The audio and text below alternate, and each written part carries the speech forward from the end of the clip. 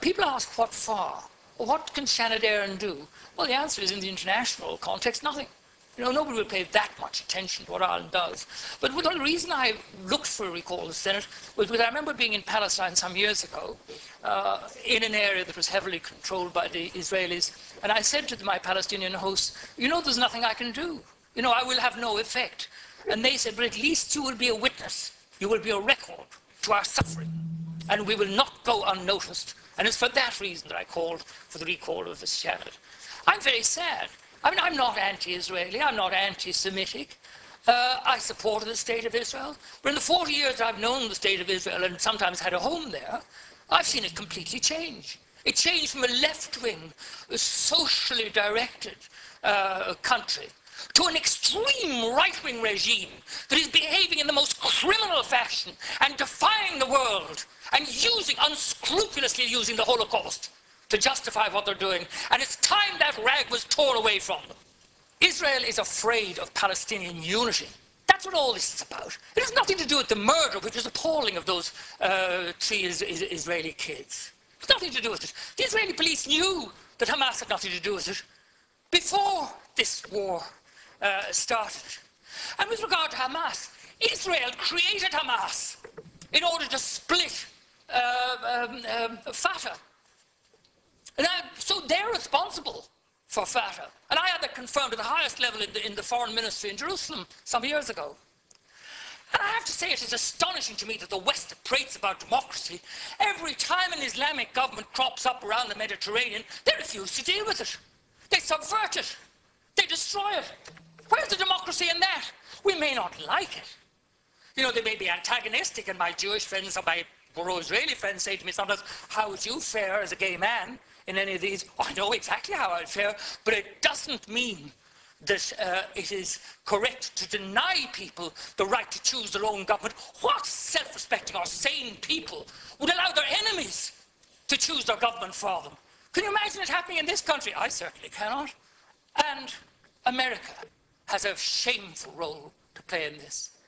Israel could not get away with these disgraceful acts of international piracy and brigandage if it wasn't for the protecting shadow of the United States of America. And I condemn President Obama for his utter inaction. And I have to say, I was taken a bit aback when I saw they'd added in Ukraine, which is irrelevant. It's a bit of whataboutery. What about Syria? What about the Congo? What about Iraq? What about everything?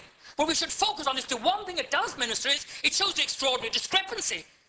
At the instructions of the Americans, we're prepared to boycott, to go in after the Russian banks, to do this, that, and the other. And what do about Israel? We don't even mark a protest note with our vote in the Human Rights Commission of the United Nations. I think that's shameful, absolutely shameful. And as I interjected, it would be better to be one country in the right than with all the rest of them in the wrong. There are no words to describe what happened yesterday in Jabalia. 6 attacks on schools, and these are deliberate. I have no doubt. Because you had 3,300 people sheltering there. They'd been directed there by Israel. The coordinates were given 17 times. How could anybody claim that they didn't know what they were doing? Israel's policy is shoot first and weep afterwards. Oh, did we hit children? What a terrible tragedy. Nobody believes you anymore. You're doing this to exert pressure on Hamas. But I'll tell you this, you will not resolve this problem until, as we did in this country, you involve both of the participants. There's no point in having any kind of an alleged truce that only has one side in it. And it was laughable, the rubbish produced by the Israelis, the Americans, and the Egyptians. They didn't consult Hamas. I mean, that is just utter, absolute madness. And Tony Blair was involved in it. My God, that man is shameless, utterly shameless. He should keep his face out of the Middle East after what he and George Bush on the other side, done. Yes, there were 3 mothballed schools used to store weapons. But this was discovered by the UN and reported by the UN, not by the Israelis. Then there's a situation where entire families are obliterated. In one case, 20 members of one family slaughtered. And the children, the disproportionate amount of women and children killed in this situation is a violation of all the spiritual beauty that Judaism stands for. The respect for life, the fact that if you save one life, you've saved the universe. All this blown out of the window. And blown out of the window, as I saw, by the arrival of 1,200,000 extremely right-wing former citizens of the Soviet Union. And can I just say this? I think it's time people told the truth about what people are saying in Israel. For example, Interior Minister Eddie Yishan in 2012 saying they're going to send the Gaza back to the Middle Ages. Defense Minister Matan Vilnai said they were going to visit the Holocaust on the Palestinians. That's Nazi talk. I'm not saying that that man's a Nazi. He's describing himself as a Nazi. What to do? First of all, remove the embargo. That has to be done. Then, the Euromed agreement. I mean, there are human rights protocols attached to this. Time after time in the Foreign Affairs Committee, I've asked for this to be monitored. They won't even monitor the human rights agreements. What human rights are there when there are thousands of women and children being killed and injured? Israeli goods, particularly in the settlements, should be boycotted. And I believe there should be an expulsion of the Israeli ambassador. I delayed in saying this, but he has his fingers in his ears all the time. And he just repeats slogans from Jerusalem. 1 minute, thank you very much. I've had a very considerable volume of correspondence, 90% of it supporting the Israeli side. And I respect all my correspondence.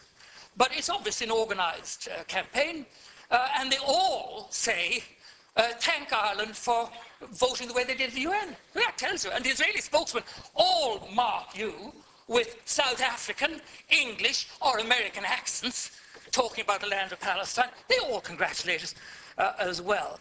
I believe that the United Nations should accept full and permanent responsibility for the welfare of the people of Gaza. And if that means an international force going in, that's fine.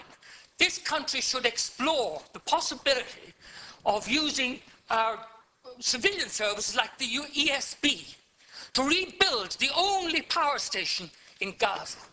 And if I can end on this, I mean, cutting off the electricity to people who are squeezed into this appalling punishment camp, and then cutting back on the food imports and saying, and this is where I say it's Nazi, saying they're placing the people of Palestine on a diet. What a contempt that shows for human beings. And we should stand against that contempt and with human rights. And I'm with human rights, whether they're Israeli, gay, women, black, whatever they are. I'm not changing my position. I'm not anti-Israel, I'm not anti-Semitic, but I am pro-human rights for every human.